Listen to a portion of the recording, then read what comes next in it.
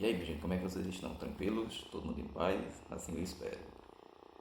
Pessoal, nesse vídeo eu vou abordar para vocês os primeiros tempos da colonização do território da nossa querida e amada terra, que foi uma colônia de Portugal.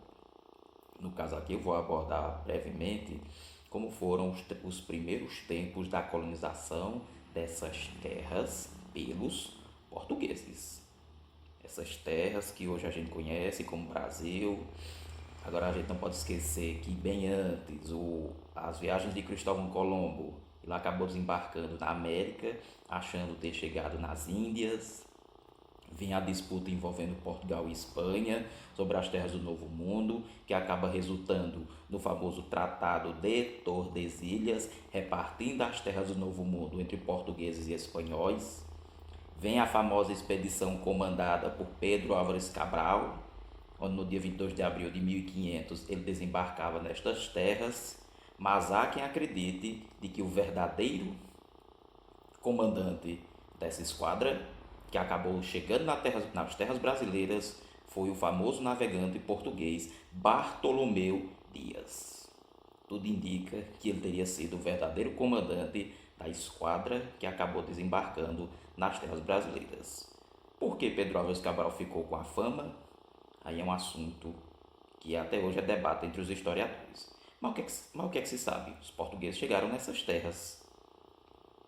E os 30 primeiros anos, o período que vai de 1500 até 1530, essas terras, muito pouco interesse, despertaram entre os portugueses.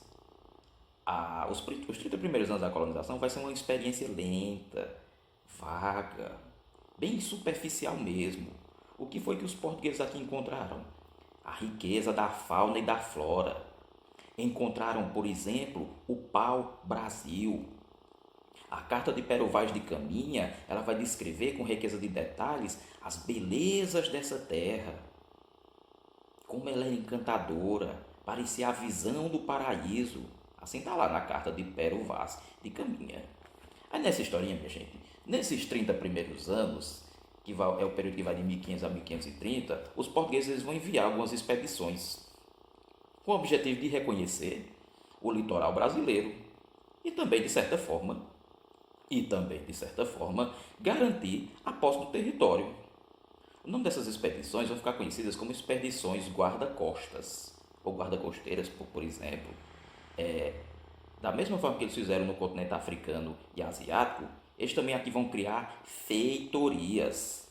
Essas feitorias, por exemplo, vão ser administradas por portugueses, que vão ser autorizados a negociar em nome do rei com os primeiros habitantes dessas terras. O que é que eles vão negociar? O pau-brasil. Na verdade, eles vão adotar uma prática conhecida como escambo. Que prática é essa? Trocar produtos que não interessavam aos portugueses por toras de pau-brasil.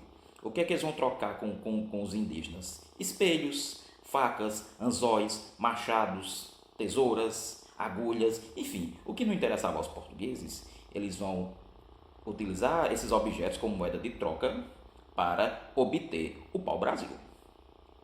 O nome dessa prática vai ficar conhecida como escambo. E a galera que vai negociar esse pau-brasil com os indígenas vão ficar conhecidos como brasileiros.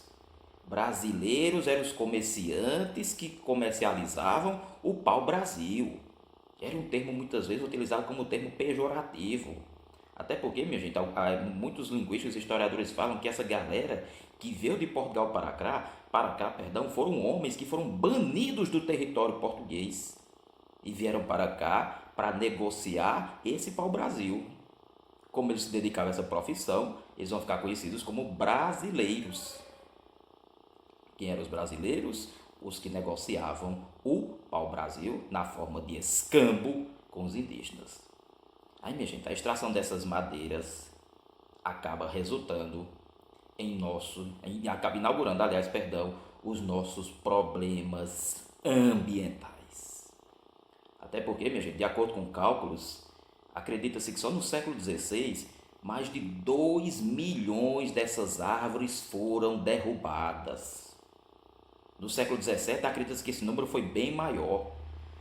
É a primeira atividade econômica a ser explorada nessas terras que vão ser colonizadas por Portugal. O que é que eles vão explorar? O pau-brasil. É uma árvore que encontra-se, por exemplo, ameaçada de extinção. Infelizmente. Infelizmente. Vão vir para cá para negociar essa madeira, mas eles só não contavam também que outros povos também estariam interessados nessas riquezas. No caso, os amigos franceses vão ficar de olho no pau-brasil. Minha gente, nessa historinha aqui, os franceses, como outros reinos europeus da época, não aceitaram de forma alguma o Tratado de Tordesilhas.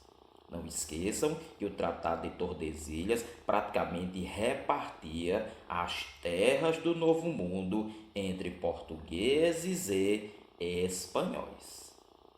Os franceses também vão ficar interessados nessa madeira e também querem negociar com os indígenas o pau-brasil, também na forma de escambo.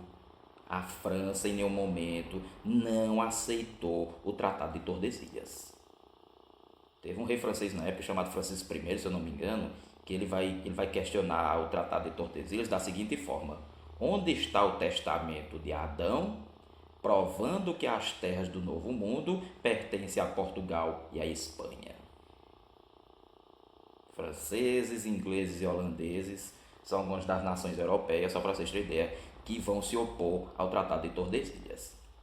A França também vai vir para cá, interessada em colonizar, em negociar, em comercializar o pau-brasil. Aí, minha gente, nessa historinha, os portugueses, eles não estavam interessados, não era só em manter o controle da extração, não, dessa madeira, não. E o transporte e a comercialização dela, não. Na época, minha gente, os portugueses estavam muito ocupados mesmo, com o comércio que eles tinham lá no Oriente.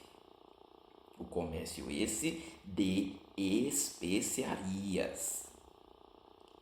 Essas terras americanas, essas terras que mais tarde vão ser chamadas de Brasil, na verdade serviam como ponto também de parada das viagens que os portugueses faziam para o Oriente em busca das famosas especiarias.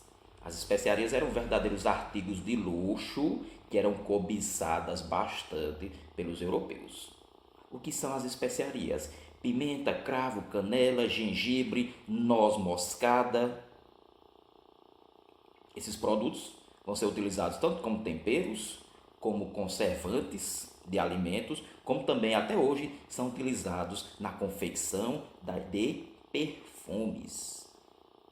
Nenhum de vocês nunca tiveram, por exemplo, um perfume à base de especiarias. Perfumes amadeirados, por exemplo. As especiarias, ela vai ter tanto vai ser utilizada tanto para tempero como conservantes de alimentos, como também ela é utilizada na produção de perfumes, só para vocês terem ideia. Portugal vai comercializar o pau-brasil, mas também é interessante que os portugueses defendam essas terras da ameaça de invasão estrangeira. E os franceses estavam de olho, bastante de olho, muito interessados no pau-brasil. Se a gente for resumir essa historinha, os portugueses, em nenhum momento, de nenhuma maneira, queriam perder o território brasileiro. Nessa historinha, minha gente, depois que se passam os 30 primeiros anos, lá por volta de 1532, de fato e de direito, a coroa portuguesa decide ocupar efetivamente o território brasileiro. E nessa historinha, eles vão escolher uma atividade econômica que também vai ser muito importante na colonização do território brasileiro. A implantação das lavouras da cana de açúcar vai ser a segunda atividade muito importante que vai ser praticada em território brasileiro, e essa por muito tempo vai prevalecer e fazer a riqueza de muitos senhores de engenho. E é isso, minha gente. Eu vou parar por aqui, mas na frente eu abordo toda essa questão da ocupação do território brasileiro, a colonização, a fundação das vilas, as capitanias hereditárias, governo geral e assim por diante. Eu espero que vocês tenham gostado, curtam, comentem, compartilhem e valeu. Até nosso próximo encontro.